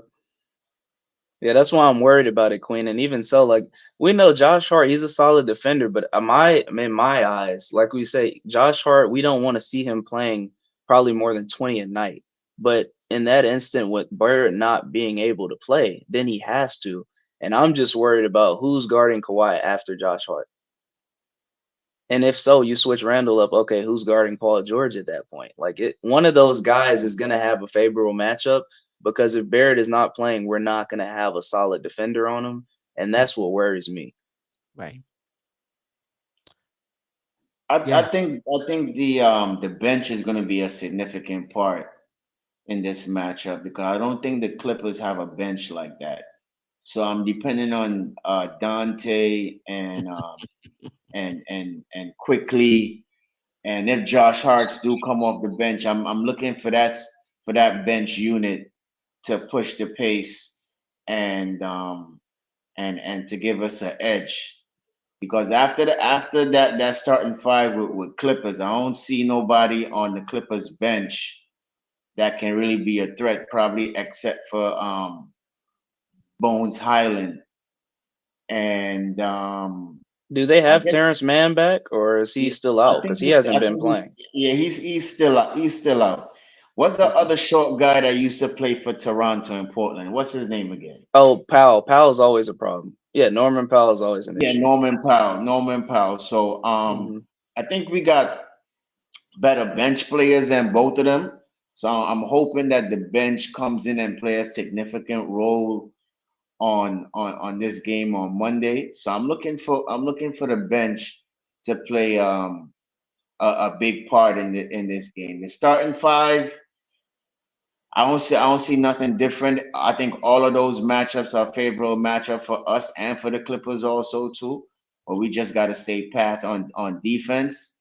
Um, as I said, I think where are we playing in LA or are we playing at home? At home. At home. So I don't think we won at home as yet. So I'm looking for us to win at home this Monday. It's about time. I think we should put it together. I'm looking for a bounce back game from Julius, and hopefully we come out of the win on Monday and not be 2-6 or 2-5. Sorry. Right. I think Juan B had a issue with saying that the matchups are favorable for the Knicks and the Clippers. yeah, It can only be favorable for one. yeah. I mean, and then Queen, this actually slipped my mind too. But don't Mhm. they have PJ Tucker now too? Yes, So yes. I can just see this game now that the more and more I think about it, Randall's either gonna have to be just on his Jordan flu game mode, or it's gonna be a rough night because he's got Paul George or Kawhi on him first, and then they're gonna throw PJ on him just to Yep, upset him and definitely, just be a scrappy definitely. defender. So Yeah. I don't know. Yeah. And JJ hit it right on the head. This may not be the get right game for Randall, you know? Um, Let's because hope it is though. I mean, let's hope it is, but they do have defenders they can throw at him. And even though PJ Tucker is undersized, he's pretty strong. Yeah. Anything else on this matchup? Are you feeling encouraged, or are you feeling like we might be looking at two? What are we, 2-4, 2-5? No, and I was about to say, Queen, you trying to give us that six loss? Woo! I hope not because we're gonna have what today, tomorrow rest. So I'm thinking with the good rest, we should come out with some energy and try and put away this game, man. Because I think the back to backs really killed us. You know, no excuses, but we need to play better. So hopefully Monday we do come out and put this win together. Listen, I I don't think, know if we need rest. I think you know how after yeah. that and the coach after that, you think you go into the locker room and they take you to that side gym and you start doing suicides and putting Hmm. shots up and shooting free throws. I don't know if we need rest. And We need let's be on. We know our coach too, Queen. Tibbs is not gonna let them rest for 4 days. They go as soon as they land. He might give them 4 hours, and then they gonna be running some type of shoot around walkthrough or something. Something's gonna be had as soon as that plane lands. I think he'll take the plane ride as a rest for them. So hopefully, they lock in. But I'm feeling indifferent. I don't want to say I'm feeling good or bad about the game mm-hmm. because I'm not too sure of what to expect from this team. As we said, it's a small sample size. We're only 6 games in, and I still don't really know what the identity of this team is going to be throughout the That's season. true. We saw RJ Barrett coming on; he's now not playing, so we don't even have the full clip of our team out there. And now we're seeing Brunson go back to essentially hero ball with Right. whoever second fiddle shows up, whether it's IQ, Grimes, one of those guys. So until I'm Right. able to see more of a sample size, I'm gonna have to remain indifferent, whether if we were even 4-2 or like we are 2-4. Right. Right. And with talking about Brunson and hero ball, they got a lot of players they can, they could put Kawhi on him. They could put Paul George on Brunson. They could put Westbrook on Brunson. Not Harden though. Not Harden. Yeah, not hard. So they do have players that they can that they could throw at them. Anything else about Nah, that matchup before we move on? let's just have a good game on Monday, man. I need a win. I need this feeling to get off my shoulders. I need a win. I need a win. Yeah, no doubt about it. Monday I'll be on the Queen's Court, nothing but Knicks channel. I know I have 8:30 p.m., but it'll probably be 6. I'll check with Tony Crow because he usually goes on his channel, Knicks and Bruises. I usually rock with him on Monday, so it'll be earlier because the Knicks play. Did I say Tuesday for the next game? Don't we play Monday? I think you said Monday. I think you said Monday. But I think on the Yeah, slide. on the slide might be different. I'm not Yeah, sure. Oh, I Yeah, did say Monday. Monday. Oh, I Yeah, did say there you Monday. go. Okay, y'all know I forgot that I had forget. All right. Anyway, Monday around 6, Queens Court. Tuesday morning, I'll be back for the morning recap show. We play Wednesday as well, so I'll be back Thursday morning for the recap show. Follow me on X, formerly known as Twitter, BK Steph 33, Facebook, Dope Soul Sports Talk, the Just Nicking It podcast, wherever you stream your podcast. I am there. Appreciate everybody for watching and for being in the chat. The chat was spicy this morning. I like the back and forth, so I hope nobody's yes. offended. And I want all the smoke. All the smoke. All the I smoke. want all the smoke. But I appreciate everybody who dropped by again, whether we agree or disagree. This is the type of channel that I want, where you're welcome to come in and say your opinions, even if they're different from mine. Just know I'm liable to put that whatever you say in the chat to put it up here and give you and give you my opinion on it. So as long as you don't have a problem with that, we good. Knicks will be 2026 NBA champs. I appreciate you, King Cypress. I appreciate you, Warren Franklin, Ard, D. Bond, Greg. I appreciate you. Knicks are nice. Wiz, Kerry Cox. Terry Cox. Jerrell B, I appreciate you as well. Matt Paris Simons, Duggar.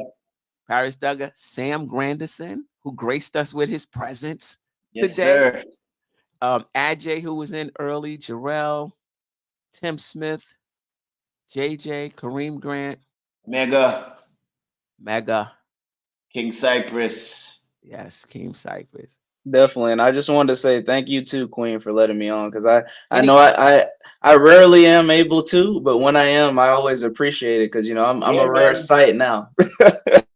Yeah, we love seeing you, Sam. It's been a long time, man. It's been a long time. Yeah, definitely. Anytime you want to come, you could just, come and just ask me to drop the link. Link. Yeah. You're always You're always welcome. I hope For I got sure. to everybody. And if we Greg, didn't, you're well Greg, you out appreciated. on RJ Barrett too? Greg, Oh man. put in the chat, who on this Knicks team do you like? Oh I man. just want to know, who on this Knicks team do you like?